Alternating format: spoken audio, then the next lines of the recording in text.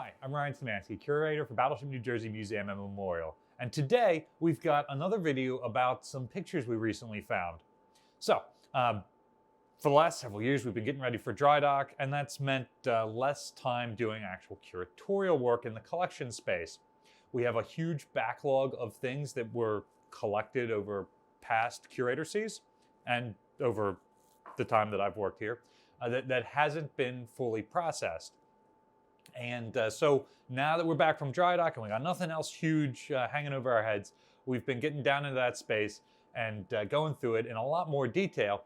And you'll remember fairly recently we put out a video that we used to know nothing about chiefs.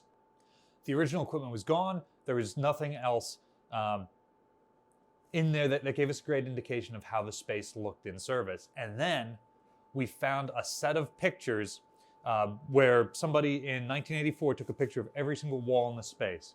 And so we went from knowing the least about that space to now knowing what I said at the time was the most about that space. Well, in continuing to go through the pictures, we have found another series of spaces that we now know a tremendous amount more of. And these pictures actually not only help us tell how the space looks during our period of interpretation, but to a smaller extent, how it's changed over time. So we've got this great series of pictures about the dental spaces on the battleship, which I assume the first curator of the ship probably acquired. They might be from the National Archives, at least one of the pictures we've seen in the National Archives collection. So probably acquired as research for restoring the dental spaces here on the battleship, which weren't one of the spaces we originally opened when the museum first opened up, but were added long before I started working here. It's one of the best restored spaces on the ship, so it makes sense that they would have a really good set of photo documents of this area. So today, we're in the waiting room outside of dental so that we can answer a couple of questions that, honestly, I didn't even know I had. One of the questions I always knew I had was the chairs out here. Was this area used as a waiting room? Were these the original chairs? Because this type of chair doesn't show up anywhere else on the ship, at least in the 80s configuration. And it's got that stenciling on it. Did we grab this off of another ship and put it here outside of dental because it made sense? Well, now we've got photographic evidence that these chairs were here. And it makes sense because it seems to be the same sort of chairs that were used on the mess decks during the ship's Vietnam commission. So I have a suspicion that they got a certain amount of them and some were brought here to turn this area into a waiting room for dental. Now, the really cool thing about these pictures is we assumed that they were all depicting the ship in the 1980s, the ship's current configuration, which makes sense that that's what they would use for the research material to turn the space, to restore the space, to put it on the tour route. But in looking at this little tiny room right here and the two pictures we have of it, we were able to determine that these show the space in two separate dates.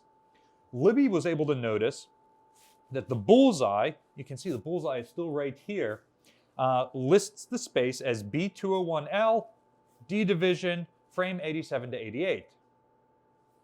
Well, that's not what's on this bullseye right now. But you can see that this bullseye has been repainted as the museum. Did we get it wrong? Was that us? Because we had the hypothesis that these were all 1980s pictures, we were very confused that it had the older numbering system, 201L, that the ship was built with, and not the post-1949 system that was only added in the 1980s when the ship was reactivated. And then we've said this in other videos, but when they add this new system, because so many of the original blueprints are still in use, and because those original blueprints reference this older number, New Jersey has the original number in addition to the top number. So normally these are always 3-line. Even if you go on some of the other Iowa-class battleships, they're 3-line bullseyes. Ours is 4-line, So when Libby pointed out this 3-line one, we were extremely confused. We knew that the original World War II era dental equipment was not still here. We assumed that that original equipment had been used through the 60s and then replaced in the 1980s. When we visited other Iowa-class battleships, their dental looks extremely similar to ours, more so than many other spaces on the ship. And we know that they were not active in the 60s, therefore they got their equipment in the 80s. Looking at other photos in the collection, we were able to see a mix of the 3-line style older numbering system and the 4-line style that was added. We do have pictures of this of all of the dental spaces. Some of them have markings on the back, although these do not. And some of those markings did say May 1968. So that would be within a month of the ship being recommissioned and before we'd deployed overseas yet. So it seems like one of the photographers assigned on board went through and photo documented these spaces. We're not quite sure why, if it was to take pictures of these alterations or he was just bored. It was for qualifications for promotion. The dental officer asked him to do it. We really have no idea. But similar pictures were taken in the 80s. Anyway, so we now know that we've got photos from at least 2 different time periods that were used in the restoration. And another cool thing that we found is that we can see this space change over time. Even though these photos are undated, they show the same space and they show some key differences. One difference is that in the first picture, these are regular mess deck chairs. They haven't been stenciled with the caduceus and D on it for dental. And the second change is that this picture shows a bulletin board and a magazine rack. This one shows a magazine rack sitting in the corner. Now, when I started working here, there was no magazine rack in here. We had a spare magazine rack that we got off of an open house at another ship. And knowing that this was a waiting room, we chose to put it in the corner there where nothing else was going on, which plays out based on this picture, which I'm assuming is also from May of '68, like other pictures that we have that are dated. Now, this picture still shows the Vietnam era lettering system, but you've now got the stenciling on these, and it shows that a bulletin board has been added, and that the magazine rack, which also has the caduceus D stencil on it, were mounted over here. If you look, you can see screw holes on these frames where a bulletin board used to be mounted, and you can see bolt holes down here where one of these used to be mounted, and if you take one of these and line it up, it matches perfectly. Now we can't put it back in place because the museum added this. This is an electric heater that we used for a number of years, and we still keep it up for if the steam heat that was added in 2017 fails.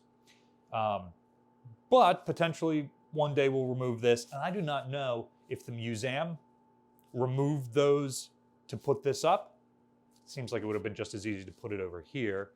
So probably these were removed by the 1980s, but we've got no 80s photography of this space.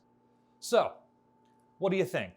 Should we attempt to backdate this space to look like the most recent picture we have, which is likely 1969, remove this and remount things on the bulkhead?